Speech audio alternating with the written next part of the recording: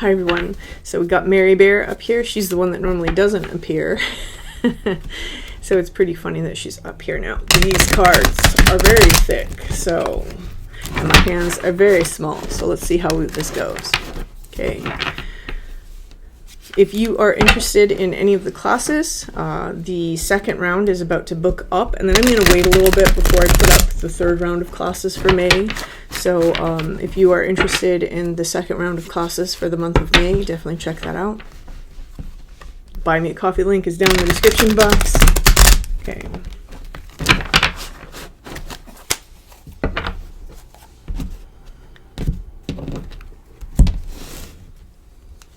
Okay, so the first card that I'm seeing the Page of Cups.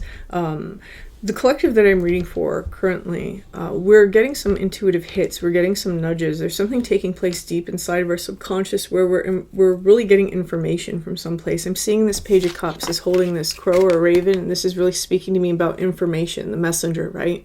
And he's holding up this cup as though he just took it from the raven. Like, oh, so this is what you're telling me. There's something emotionally that we're understanding, and I do feel, because it is a page, it's about some sort of new emotional beginning, or some sort of beginning that involves our spirituality. I can't tell which way it's going here. I'm hearing that it's going to be left open. So the next thing that we see is we see the Knight of Cups. This is occurring because of an invitation. So whoever this message is for, there's been a recent invitation that has taken place, and this is basically going to usher you into something new.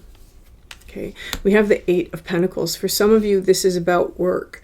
It may be a collaboration. It might be some sort of new opportunity.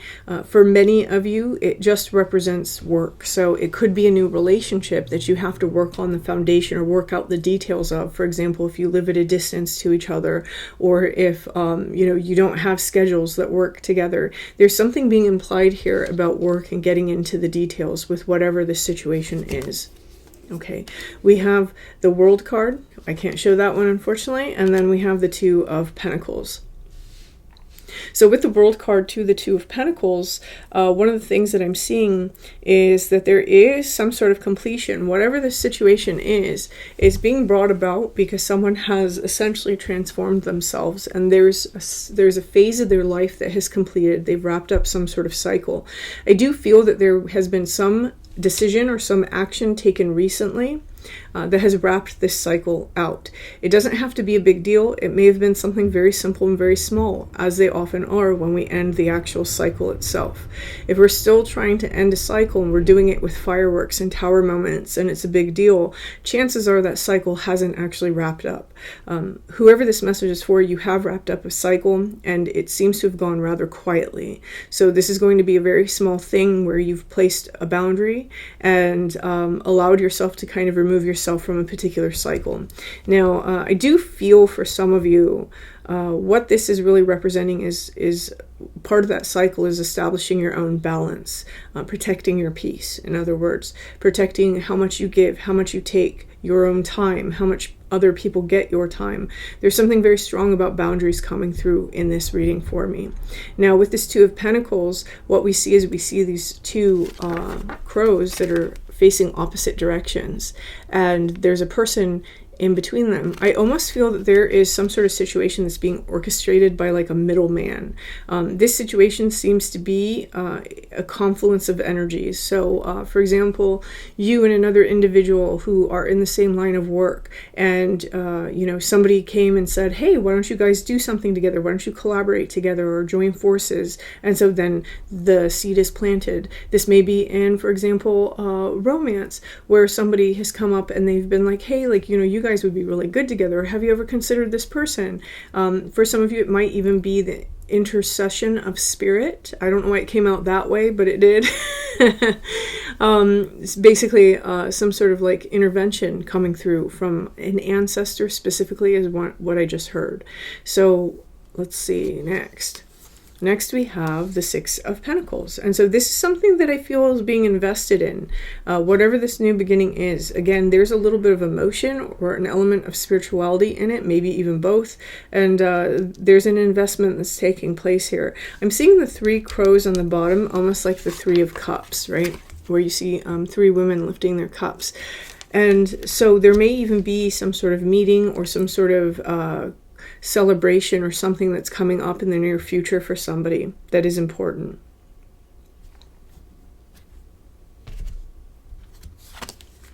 Okay, we have the Ace of Swords. This is about clarity. Somebody may be seeing something very truthfully. I feel that that's linking me back to this Page of Cups. So I think that this is about intuition. Somebody here is either receiving telepathic information or is intuitively picking up that this is actually something worth exploring, right? For some of you, it's striking me this way, like it's just knowing that somebody is interested in you, for example. But somebody here, there's a high degree of telepathy, high degree of like emotional intuition and just kind of knowing that's coming through inside of this. Over here, what we have on the very opposite is the Tower. Even though we really know this, it was still surprising, right? It's still coming out of nowhere. I almost feel that this is, for this collective, not going to be limited to just one thing. I think it's actually going to be multiple things. You may have only recently experienced one, but here in the next week or 2 weeks, you're going to experience more things like this where it just comes out of nowhere and it's this opportunity and you kind of get the feeling that it's coming before it actually happens. There are other people or other forces, other energies are going to play a huge part in this. It almost feels like somebody is behind the scenes stacking up the dominoes, right? This can be, for example, a guide. It can be an ancestor. It can be the deity that you worship, or you may not be aware of it. There's something here where things are getting stacked in a certain way. Why is this? I have the Queen of Swords showing up. The Queen of Swords is basically, again, it's being placed over this World card. So again, it's about boundaries, right? And then this Queen of Swords, she has a shadow behind her where the sword is still up. This Queen has her sword across her saying no further. The sword that's up over here is the Queen who's extending her hand. So there is this, it's almost as though there are forces at work that are trying to stack up the best situations for us that we will intuitively let in, because maybe we are very protective at this time, or maybe we just have taken being protective as our natural state, right, in order to allow ourselves to have more peace inside of our life. One of the things that's going on here is that this is a balance. So it may be that if you are overprotective, for example, there may be something behind the scenes that is trying to soften that a little bit and bring some balance in. We have the Justice card. I also want to say that something about Libra season may be important for somebody. There's also something going on with this Justice card where her sword is down. So we have a sword that's up, a sword that's across us, and a sword that's actually pointed down. There's something here about putting the sword down, right? I don't know. Oh, okay. One more card they're saying. Okay, and this is the Fool. Some of you, what is happening here is there's this process of lowering your sword. So whatever this opportunity is, your gut reaction may have been to turn it away. Your initial reaction may have been, yeah, I'm not about this. And then slowly, that sword is lowering. I'm getting that is linked over here to this Knight of Cups energy. Is that what it was? Yeah, it was a Knight of Cups energy because of some sort of official offer or official invitation. And with the Three of Cups here, an official offer, official invitation to either collaborate or meet. Again, I think that whoever this message is for, there's many situations like that that are taking place right now. So some of the situations might be in work, some of the situations might be in love, some of the situations might be in friendship. But there does seem to be an initial reaction that always happens here where we're kind of guarded first, and it's almost like something behind the scenes is like, no, just open up, it's okay, you can do this, right? These are situations that feel a little divinely led. It doesn't mean that every situation that comes at you is divinely led, so this is where we have to practice discernment.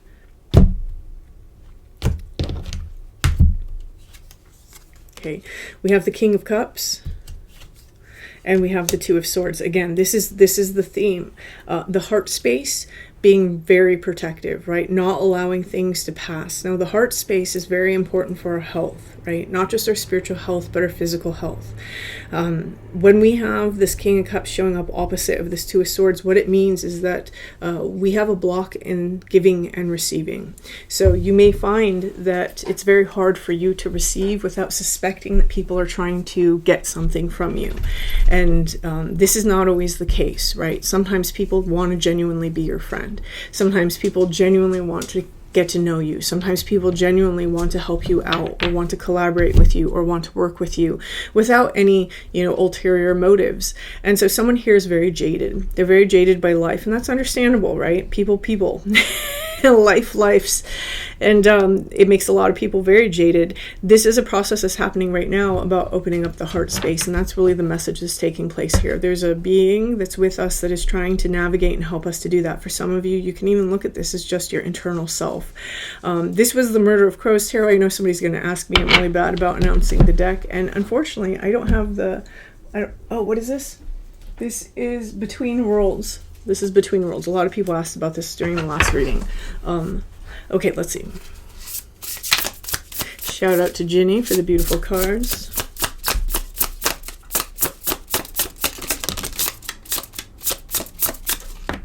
Okay. So it's funny, right? Some of this stuff is stuff that is being manifested. It's something you've wanted. It's something that you've been trying to manifest. I see grasping and solitude. We may have even felt a lack about this, a lack of opportunity, or a lack of love options, or whatever the case might be, right? Grasping solitude. And now that it's appearing, we don't trust it. Right? So that's the very interesting energy that's coming forward. And this is often what happens when we still have spaces within ourselves that are unhealed. This card here is liminality. And this is really what's going on here. I see that somebody here, you're in a transition phase. You're in a transition phase of when you were wounded and then when you're stepping into the energy of being healed. This is like that fine, tenuous membrane that separates them, right? Where we're learning that last little thing that we have to do is open up our heart to be able to give and receive. One of the reasons why we're not able to is this right here. I'm reading this. This is the, in fact, let me just read from the bottom for 3 cards. We have domination. This is where we try to exert control, right? Someone here, because you do value your peace and you do protect your peace, you've gotten very accustomed to dominating yourself, right?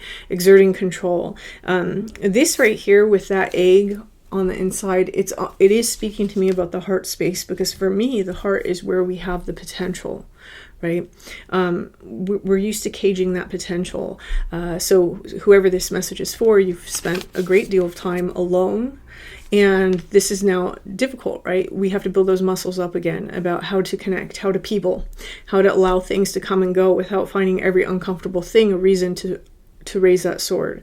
One of the cards that's coming out here is that this may be something that makes people afraids people. I don't know. Here we have trepidation.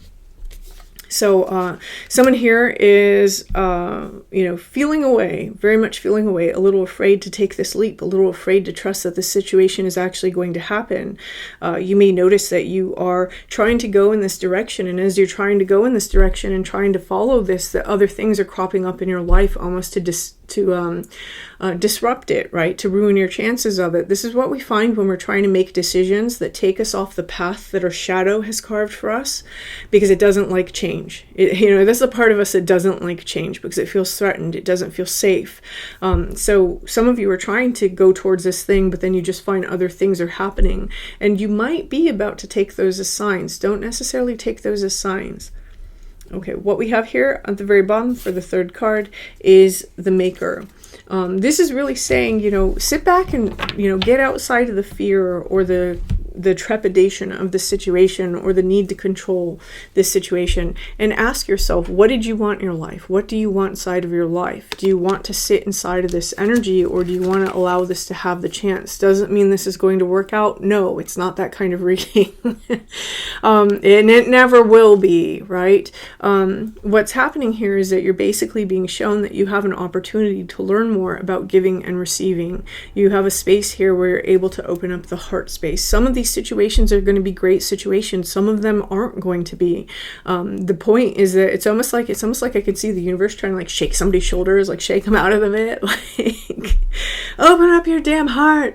And it's, stepping back into a more aligned, more balanced viewpoint to be able to say, hey, I think this one's going to be good, and I don't think this one's going to be good, rather than viewing them all as a shoe that's about to drop, right? So someone here, that seems to be the phase that you're in. You're learning how to reopen up a little bit. Okay, I do want to say this is standing out to me, this Hershey chocolate thing in the background, which is actually like a volcano, I think. It looks like a volcano to me. I don't know where Hershey chocolate came from.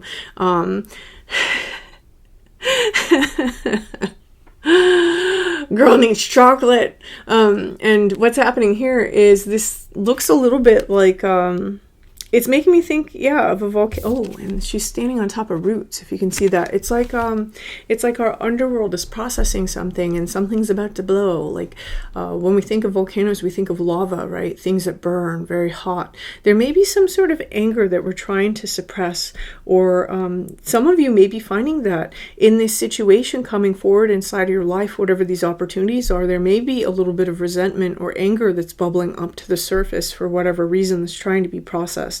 I almost see the shape in the background, the entire thing, to be very reminiscent of like old alchemical art, right? Where they have like the crucible in the background, and they've got like the various like accoutrements, and there's something here that's happening in an alchemical way.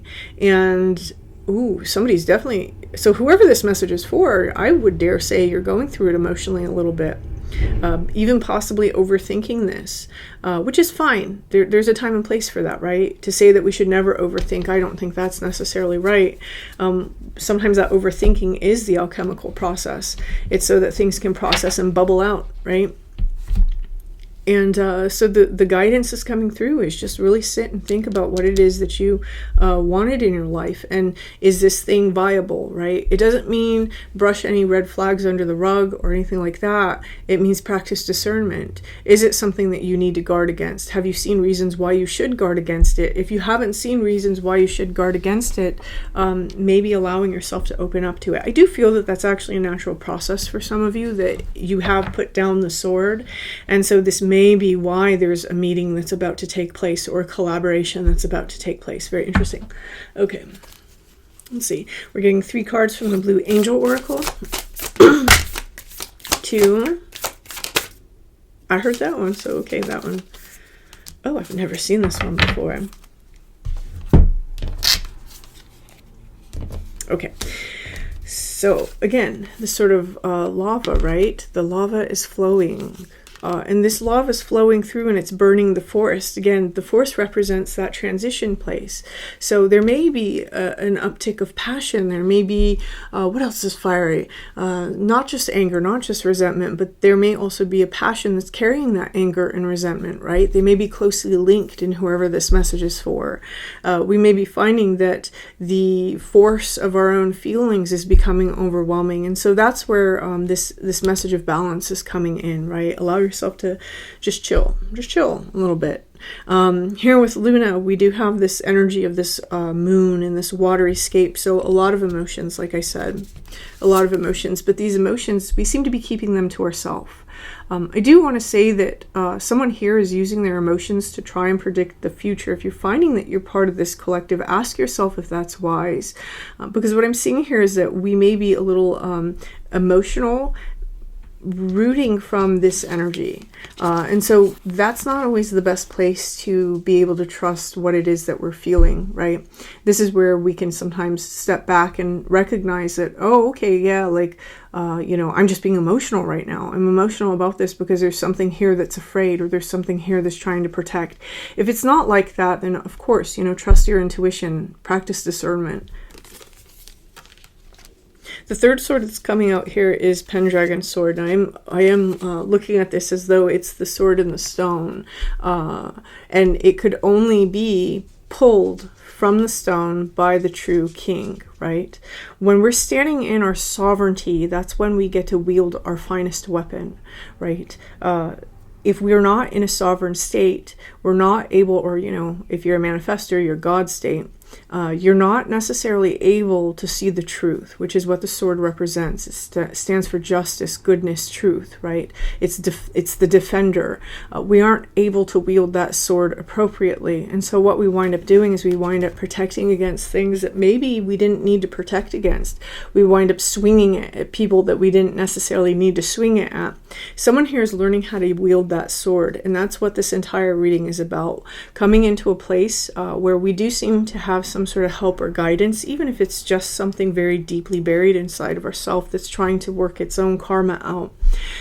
There does seem to, however, be some kind of help where we're learning how to wield that sword. Again, over on the very far left, we had the Ace of Sword, and it's kind of covered by this messenger, right? Who's like, hey, watch where you point that thing. And then we end with this sword, when now it's not being covered and it has all this dynamic energy around it that's illuminating everything that's in its presence. So someone here, this is about the quest for truth. It's about the answers, right? Not those types of answers that aren't necessarily necessary. It's about our own answers, who we are, how we fit in with other people. Do we trust ourselves to keep ourselves safe? Do we overprotect? Are we still operating from a wounded inner child? Are we still trying to be reactionary? Are we still trying to make decisions out of wounded emotions? Or are we now in our personal sovereignty, and are we actually discerning something?